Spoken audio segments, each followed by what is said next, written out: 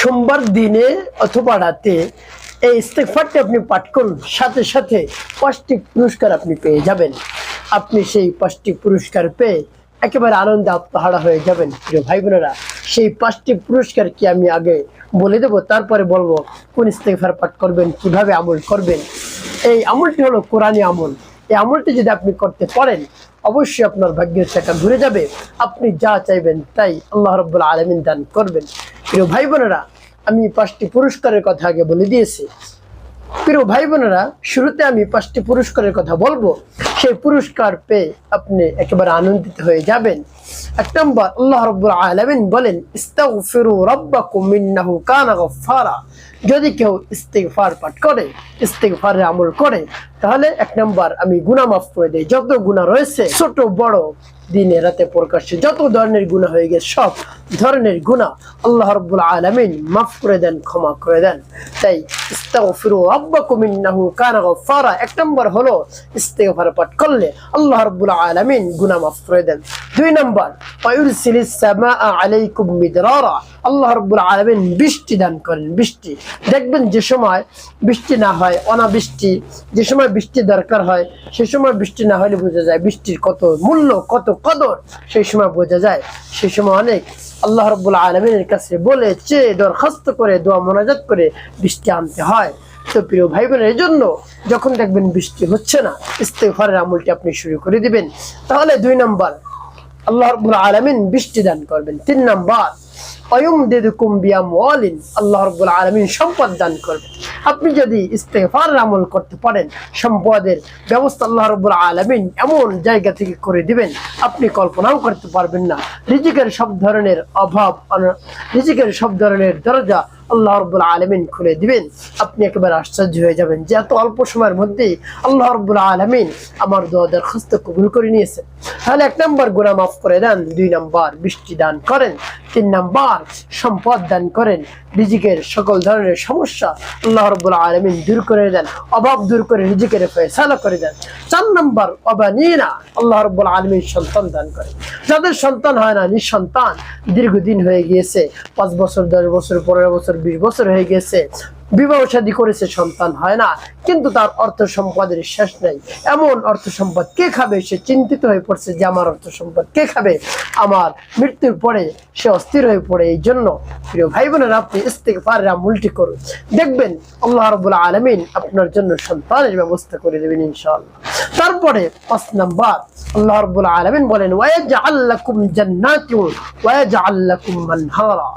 আল্লাহ রাব্বুল আলামিন বলেন, জান্নাত দান করবেন এবং কাঙ্ক্ষিত যত ধরনের জিনিস রয়েছে আল্লাহ রাব্বুল আলামিন দান করবেন। সুবহানাল্লাহ বিহামদি।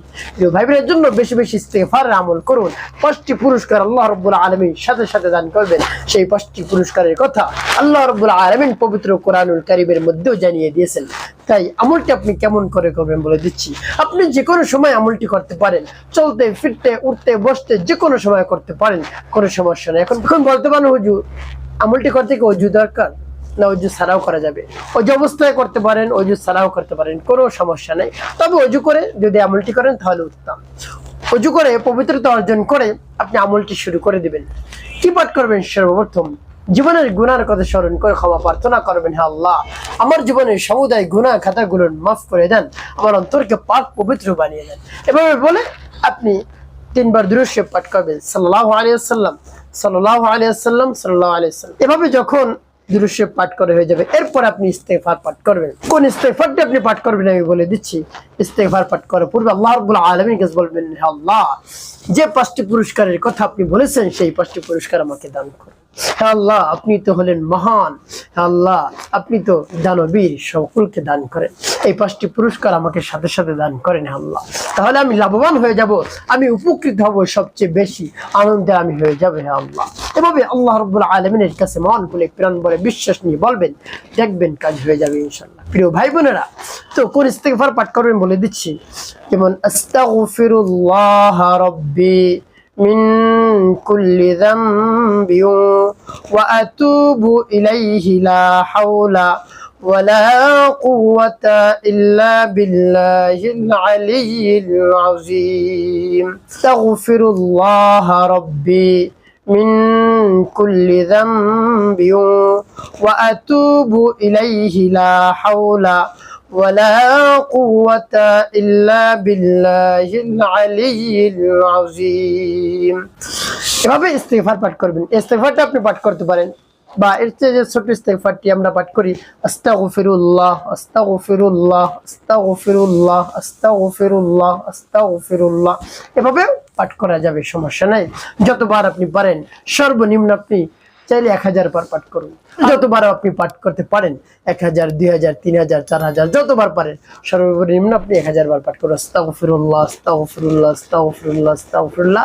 এভাবে আপনি পাঠ করতে থাকুন সাথে সাথে আপনার দোয়া দরখাস্ত রব্বুল আলামিন কবুল করে নেবেন এভাবে যখন পাঠ করা হয়ে যাবে তারপর তিনবার দুরূদ শরীফ পাঠ করবেন আল্লাহুম্মা সাল্লি আলা মুহাম্মাদ ওয়া আলা আলি মুহাম্মাদ কামা সাল্লাইতা আলা ইব্রাহিম ওয়া আলা আলি ইব্রাহিম ইন্নাকা হামিদুম মাজিদ আল্লাহুম্মা বারিক আলা মুহাম্মাদ ওয়া আলা আলি মুহাম্মাদ কামা বারাকতা আলা ইব্রাহিম ওয়া আলা আলি ইব্রাহিম ইন্নাকা হামিদুম মাজিদ সাল্লি আলা মুহাম্মাদ ওয়া আলা আলি মুহাম্মাদ কামা সাল্লাইতা আলা ইব্রাহিম ওয়া আলা আলি ইব্রাহিম ইন্নাকা হামিদুম মাজিদ আল্লাহুম্মা বারিক আলা محمد وعلى آل محمد كما باركت على إبراهيم وعلى آل إبراهيم إنك حميد مجيد وصل على محمد وعلى آل محمد كما صليت على إبراهيم وعلى آل إبراهيم إنك حميد مجيد اللهم بارك على محمد وعلى آل محمد كما باركت على إبراهيم وعلى آل إبراهيم إنك حميد مجيد